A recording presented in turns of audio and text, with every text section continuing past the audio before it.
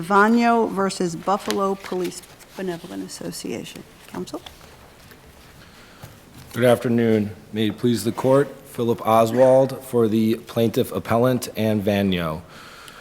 Beginning with the timeliness of the first two causes of action, the appellant respectfully submits that that issue can be resolved through a straightforward application of Section 203C of the CPLR, simply that those two causes of action were interposed at the date that the pleading containing them was first filed, which was within the 4-month statute of limitations. What's the pleading your client's proceeding on, the complaint or the amended complaint? Just to be clear.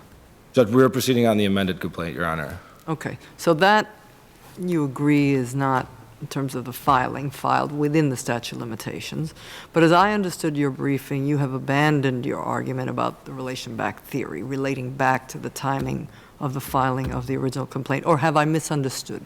No, Your Honor, we respectfully submit that 203F, the relation back doctrine, simply does not apply to the first two causes of action. Just because that section, paragraph F, has been applied to new claims or new parties that were not included in the original complaint. That is the way this court, that's what this court said in Baran. It wasn't directly at issue in Baran, but that is reflective of the common practice of the relation back doctrine. The other thing, Your Honor, is 203F, nor any other part of Section 203, states that when you file an amended pleading, the commencement or the interposition date for any claims that were initially included in the first pleading is somehow undone. And I'd like to quote the dissent on that point, which is simply that the commencement of the action is not superseded by the amended complaint, even though the original complaint for pleading purposes may have been superseded. But the first and second causes of action are exactly the same in both complaints, aren't they? Correct, Your Honor, for verbatim. So if the issue was resolved on some other issue like personal jurisdiction, then and they were waived, it wouldn't make any difference. The relation back doctrine wouldn't even have to be addressed by this court. Correct, Your Honor. Yeah. Okay. Correct. Your Honor, it's the appellant's position, and Your Honor, may I still reserve time for rebuttal? I took the liberty of reserving 2 minutes. Thank you, Your Honor. But I don't understand. I thought your whole argument is that the first filing is the one that counts.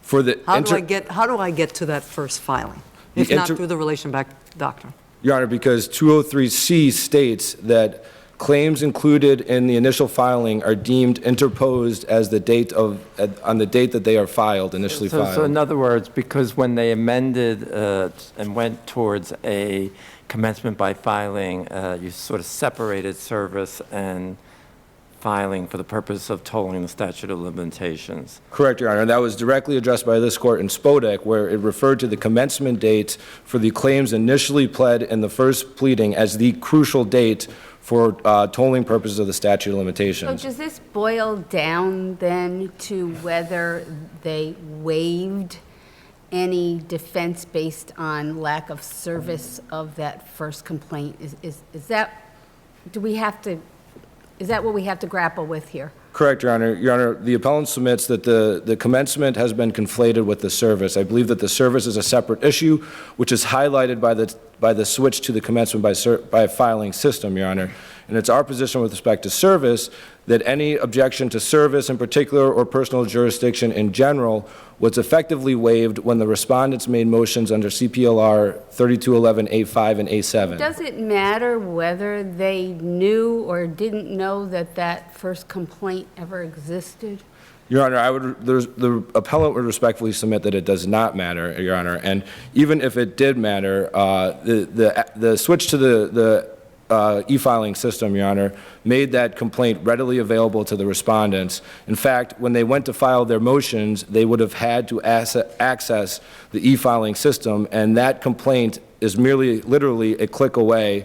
They could click on it and see it. Additionally, the amended complaint said that it was amended, and it also said that it was the third document filed in the case, Your Honor. Let's go back to why you say it doesn't matter. So then, if I understand the rule as you're sort of expounding it, I can file a complaint that commences the action.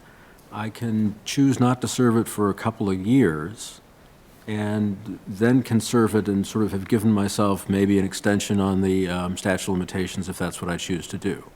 Well, Your Honor, by doing that, and the only recourse that the defendant has is to move under 306B. Your Honor, the defendant could move under 3211A8, or it could move under 306B, Your Honor. But by doing that, if a litigant was to adopt that approach, you would be subjecting the entire case to dismissal for failing to properly serve it, Your Honor. I just believe... That requires a motion. Correct, Your Honor. But the proper way, there is a proper procedure to deal with defective service, and the appellant respectfully submits that that is distinct from timeliness issues. The proper manner is to make a motion under 3211A8 or 306B, and the action can be dismissed for a failure to effect service in that Isn't your respect. point that you're not extending the statute of limitations? The statute of limitations was met when you filed those pleadings? Correct, Your Honor. The claims in the initial pleading were interposed. They met the statute of limitations at the date that they were filed, which was within the applicable 4-month limitations period here, Your Honor. Now, those same claims carried forward in the amended complaint verbatim, which added a new claim, the fifth claim for violation of due process based on gender discrimination, which we are not appealing the dismissal of that, Your Honor. But What about the fourth claim? Your Honor, the fourth claim, the appellant due respectfully... process one against the city. Correct, Your Honor. To be clear, the due process claim is only against the city. It's not against the respondent, the Police Benevolent Association. The appellant respectfully submits that there have been allegations in the amended verified complaint, an ample amount of allegations, Your Honor, that clearly lay out that although there was a CBA and a memorandum of agreement in effect, that the procedural protections that the appellant was entitled to under those agreements were not followed. She was not afforded them, and we would respectfully submit that in response to the respondent's argument that the mere existence of that is sufficient. And where is the pleading, where are the pleading allegations that that the due process that she's entitled to flowed from the city as opposed to the union? Well, Your Honor, first we would say that the appellant was bound to settlements without her consent. That's alleged in paragraph 32, paragraph 34, But if the 37. union is her representative, isn't that a claim really against the union? Your Honor, we would say that we were bound to determinations by the city without her consent and without her right to make a decision as to whether to exercise further procedural protections to fight that claim. But even if that were the case, Your Honor, the appellant also is clearly allowed to present relevant evidence in her defense of her case, and we have alleged that that was provided for in the CBA. However, she was denied that opportunity. So how does the fourth cause of action differ from the second cause of action? Well, Your Honor, we would allege that the fourth cause of action would apply irrespective of the CBA, more of an analysis that also encompasses whether those protections in the CBA were sufficient. And I would note that the CBA, and I apologize, but I was not counsel below for the case below, but the CBA is not in the record. So realistically, based on the record before the court, it cannot be assessed as to whether the CBA protections were sufficient. So there is some duplicity there, Your Honor, admittedly. However, the second cause of action would relate directly to the breaches of the CBA, while the fourth cause of action is somewhat broader and could extend beyond to protections that were outside of the bounds of the CBA, but the appellant was entitled to under due process. So I just want to clarify two things. If we were to rule in your favor, would we have to remit for this issue of whether or not the first cause of action states a cause of action? Because I don't think the appellate division or the court below actually addressed that. I'm sorry, Your Honor, could you... First cause of action. Yes, Your Honor. Whether or not it states a cause of action under 3211A7, would we have to remit on that issue? Your Honor, I do believe, reading the appellate division's decision, they did not address that issue. Right, that's my point. If we were to rule in your favor, and would we still have to remit for that issue to be fleshed out? Well, Your Honor, that issue was briefed by the respondent Benevolent Police Association at the Fourth Department. The Fourth Department did not rule on it. I think it is preserved for this court's review, and I know that the respondent did raise it in this appeal, and our response to those arguments are simply that to accept the Buffalo Police Benevolent Association, the respondent's arguments in that, you would have to assume the allegations in the complaint to be untrue. And there is no document in the record to support Okay, that. Yeah, I get it. You're saying we can actually reach it on its merit.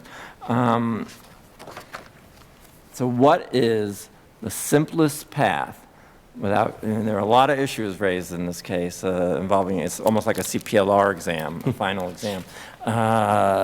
What is the simplest path that you can suggest to the result that you are seeking?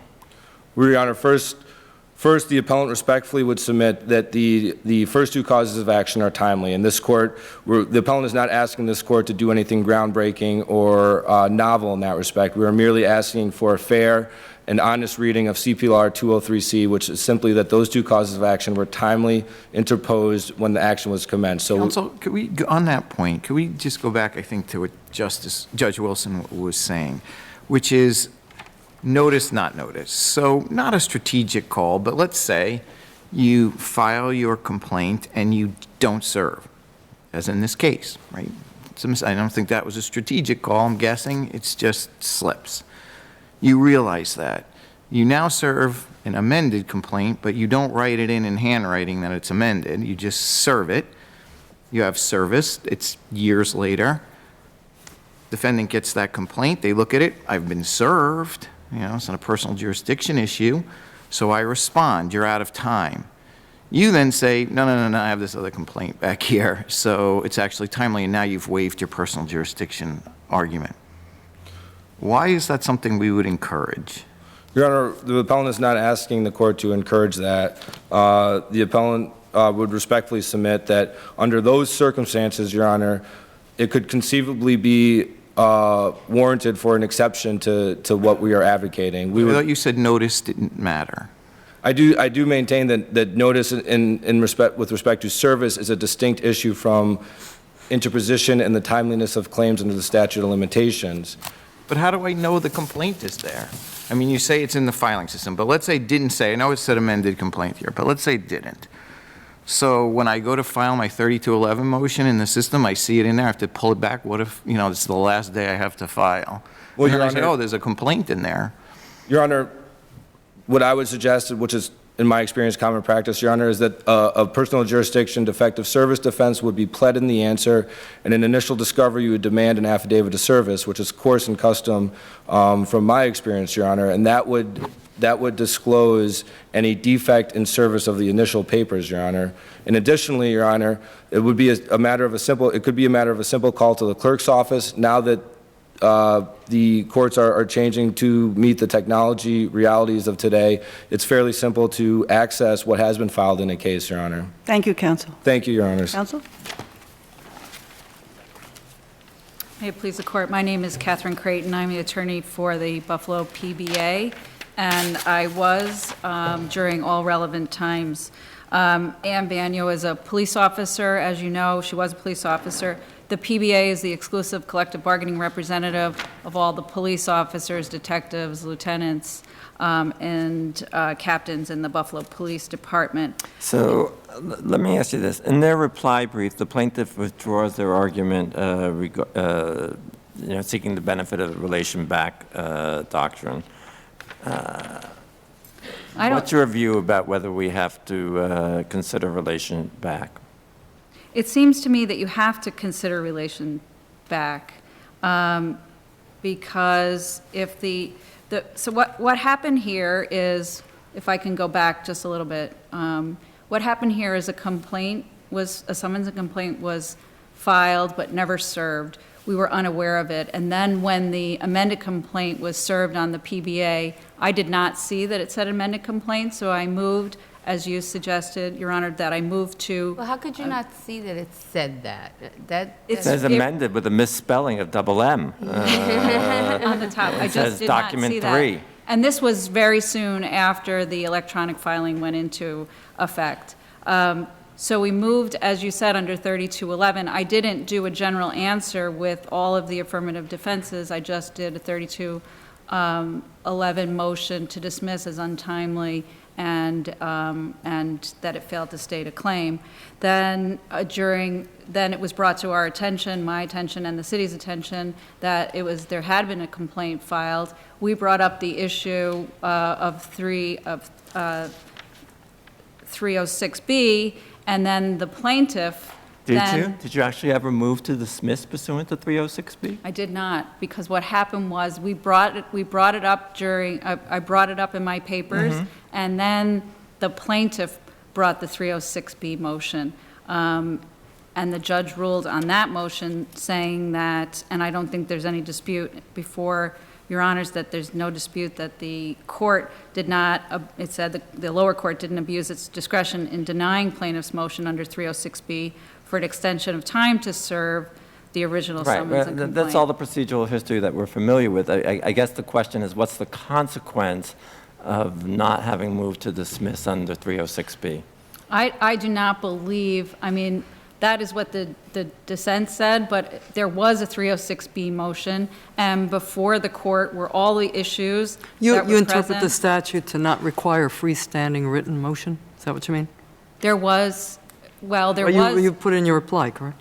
There was, The though, opposition. the plaintiffs did have a freestanding motion. Yes, yes, but the question is, I thought you objected and then sought as relief, right? Dismissal for Yes. failure to serve, as opposed to a freestanding motion independent of that. But let me ask you this. Let's say we agree with him for the moment. Can you now go back and file a 306B motion? Well, I've been pondering that, and it seems that if we did go back, we would file the 306B motion. And let's say the court agreed with you. How can his amended complaint survive? It wouldn't If there's survive. nothing to relate back to, there's no earlier filing that's timely, on the first two causes of action. Right. There would be nothing to go back to. But how do you square that with the problem with 3211? I mean, there's been a number of missteps in this case, which, I think we have to sort of pull back and look at first principles, and one of the first principles in the CPLR is once you appear and you don't object to personal jurisdiction, you're out. And you filed a 3211 motion, and you didn't object to personal jurisdiction. Isn't that the easiest way to address this? Well, actually, I think the easiest way to address it would be to say that on the first cause of action, that plaintiff failed to state a claim, which the appellate division didn't address at all, and which the lower court dismissed the complaint. That goes to Judge on Feynman's both. point on whether we could get to that, but really on the jurisdictional issue, isn't the basic principle when you appear, you have to put in an objection to personal jurisdiction or it's waived? And isn't that the rule we would want to reinforce?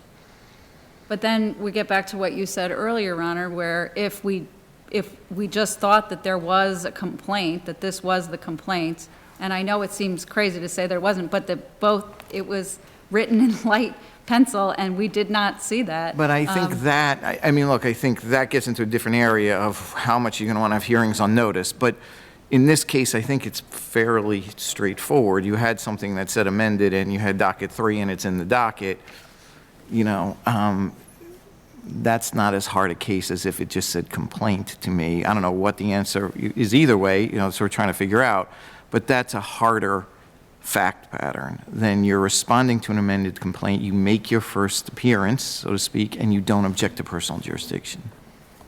We did raise the 306B, and then the plaintiff, 306B is different than 3211A8, A8, but and so those issues were all before the court on the plaintiff's motion. Are you aware of any cases under 3211 in which it was held that waiver, I think the statute's pretty clear about waiving your right to object if you don't make the objection at the appropriate time. But any cases which say, well, because of these circumstances, because maybe it wasn't clear that that something had been filed, that statute, that waiver, that there would be an exception to that rule? No, Your Honor.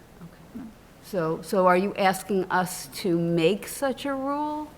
No, I don't think that you need to reach that. I think because the 306B motion was raised, But what do you do about the 306B language that says, that basically says the court doesn't have the ability to do it sua sponte, and that it has to be upon motion? But wasn't We just it ignore upon- that language? I don't think we are ignoring that language. I think it was brought on motion. So it really comes down then to whether or not we decide a cross motion is necessary, right? Yes, I think that's what I mean, Yeah, I got it. hindsight's 2020. What is it that the court can do upon the motion? What's the only relief the statute allows?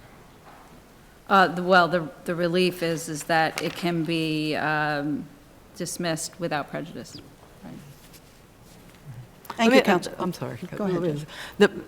I just want to clarify, you're not arguing that 3211A, I think it's 8, motion is only specifically addressing the amended complaint, which still left you open with the 306B motion on the original complaint. Can you say that again? I'm not sure I understand. I'm sorry. I'm adding confusion to what is already confusing. My apologies. It's quite confusing. Yes, okay. So the motion to dismiss for failure to serve, you're not arguing that you couldn't make that against the amended complaint, because obviously that one was served, Right. right? And so since that's your motion on the pleading about which hold aside for the moment whether or not you are on constructive notice, let's Right. put it that way, of the original complaint, that nevertheless the CPLR left you the option, the opportunity to file the 306B motion against the original complaint, that might be the paths Yes. that the CPLR allows you to pursue. Yes, I think that is a path. Thank you. Thank you, Counsel. Counsel?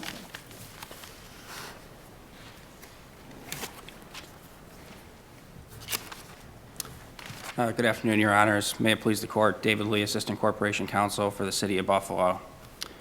Judge Feinman, you asked a question to plaintiff's counsel about what's the fastest way we can, or the simplest way. I was actually going to ask you the same question. The fastest, not only the fastest, the narrowest way to get to the result that you seek. Okay, so when the plaintiff makes the 306B motion for an extension of time to serve, the statute of limitations at that point in time is expired. So the court has two options in that circumstance. The court can either dismiss the action, and that would have to be with prejudice, because the statute of limitations is now expired. You don't get the recommencement benefit, so it either has to be dismissed with prejudice, or the court could grant extra time to serve. If the I don't know, I don't understand why why the statute of limitations would expire depending upon whether it was served or not. Because Can you show me where in the CPLR it says nowadays that complying with the statute of limitations depends on service? It depends on service, Your Honor, to the extent that the CPLR still requires that the complaint be served. So if you don't serve. The result of the 1992 amendment, its whole purpose was to change us from a service commences the action to filing, right? Understood, Your And Honor. the statute of limitations runs from the filing date, right? Yes, that's true, but you, How is that then affected by the service? because you still have to serve the complaint. You do. We can't just ignore the CPLR provision that says you need to serve the complaint. I mean, the alternative is, and I think this has been discussed generally, is that the plaintiff could file a complaint, wait years to serve it, and then just do an amended complaint. And the big problem with that is then you could get around 306B. But maybe this is a technicality, but then the action isn't being dismissed on statute of limitations grounds. It's being dismissed on some other ground. And that's where maybe the two tie in together. One party is seeking an extension and the other party is seeking dismissal. And there are different burdens maybe on those motions, but I guess And here's the 3211 is filed first, I think, and his motion on the 306 is almost like boots and suspenders, or strap, whatever the expression is. Belts and suspenders. Belt and suspenders, there you go. Sorry, not boots. I guess the snow has me thinking of boots, but it's almost a belts and suspenders Yeah, it is. type of motion. But let's say this case, not an amended complaint, a complaint, and it's filed. Defendant answers and makes a statute of limitations motion and doesn't challenge personal jurisdiction, which normally you're out. But now the defendant goes in and files a 306B motion and says, you know what, you never served me. Is that okay under the CPLR, or are you out because you didn't challenge it as 3211? No, I mean, I think 306B it's related to jurisdiction, certainly, because it's related to service. But, I mean, if a defendant gets served with a complaint, and it's outside the time period allowed by 306B, the defendant can move pursuant to 306B to dismiss that complaint. They don't have to move. Let's say you make a 3211A motion and you make a statute of limitations motion under 3211. And then you realize, oh no, I should have also included a personal jurisdiction objection, but instead of now you can't do that, can you go back and use 306B and challenge the service? I think that you can, Your Honor, because 306B is... Is there a case that says you can do that? I've never seen that. I think what I would say, Your Honor, is we could rely on the statute. It doesn't... So do you think you could stipulate to personal jurisdiction and then bring a 306B motion to challenge service? Stipulate to personal... I don't think you could do that. Okay. No, I think 306B is jurisdictional, but But counsel, what's the remedy you can get? This is the same question I asked her. What does 306B allow the court to provide as a remedy? What can the court do in response to the motion? Yes, exactly, Your Honor. And this is a better answer to Judge Stein's first question, I think, is that if that 306B motion is made after the statute of limitations expires, Yeah. then the court, if service is not made, Yeah. it can either dismiss the case or it can grant extra time to serve. And the idea is that once the case is dismissed, now it doesn't matter that it was timely interposed anymore, because now it's been dismissed because the plaintiff hasn't met the 306B criteria. And it says dismiss without prejudice, so what does that mean? You can't dismiss the case without prejudice. But that's the only That's what option. the language says That's in the the option statute. provided. Doesn't this mean that this motion is only for the person who has filed a pleading or interposed a pleading but not served? I don't believe that that's true, Your Honor, and there is a case cited in my papers, and there's commentary under 306B on it, and it's just not feasible for a court to dismiss an action without prejudice after the statute of limitations has expired. But doesn't that mean then 306B is not available? No, in that no, scenario. It means that it is available. All it means is that the court denies, which is what they did here. It would mean that the court, if the court found... So that's the defendant then make whatever motion they might want to try and make if they can, to try and get the thing eventually dismissed. The court would have to find that the plaintiff deserves extra time to serve. And what do you do for that? You look at the good cause standard, you look at the interest of justice standard. Yes, but if the court decides not to do that, which is what happened here, and which the appellate division said was not an abuse of discretion. Yes, and I think that was the proper result. And as a matter of fact, the plaintiff is not even challenging that she met the prongs under 306B to get extra time to serve. So I want to come back to where you started your argument. I see your red light's on, which is, what's your simplest answer for the result you want? Okay, so we know now that it's the amended complaint that's the operative pleading. We know that from plaintiff's counsel's first answer. So what does the defense do? The defense moves to dismiss on statute of limitations grounds. That's what the defendant would always do in these circumstances. Then what does the plaintiff usually do? The plaintiff would oppose that motion, and he would have to argue that, okay, even though these claims are late, they relate back to the original complaint. And the problem here is that you can't relate these claims back to the original complaint because the original complaint was properly dismissed. And as a matter of fact, the plaintiff is not even challenging in this case that the original complaint was... Well, isn't the real reason you can't relate back is because the original complaint has got to give you notice, and if you never filed, it doesn't give you notice. That's the real reason you can't relate back. That's the next argument after the one I was just making, Your Honor. Yes, we were on notice of nothing in this case, so the relation back doctrine doesn't apply. Thank you, counsel. Okay, thank you. Counsel, your rebuttal? Briefly, I just wanted to address the need for a motion under 306B, and I'd just like to reaffirm, which is addressed in the appellant's papers, that there have been, in the last 10 years, there have been 3 separate cases from 3 separate departments of the appellate division that each held that a cross motion was necessary under 306B when it was a plaintiff asking for an extension of time to serve. And each department rejected the plaintiff's request on the grounds that they did not bring a cross motion, even though there was, in fact, as there was here, a 306B motion that had been brought by the defendant. Well, and that would be consistent with the general principle that you don't grant a non-moving party affirmative relief. Correct, Your Honor. Correct, which presents a number of problems, which I think But the the dissent relief had that on. the defendant seeks, where is it in 306-B?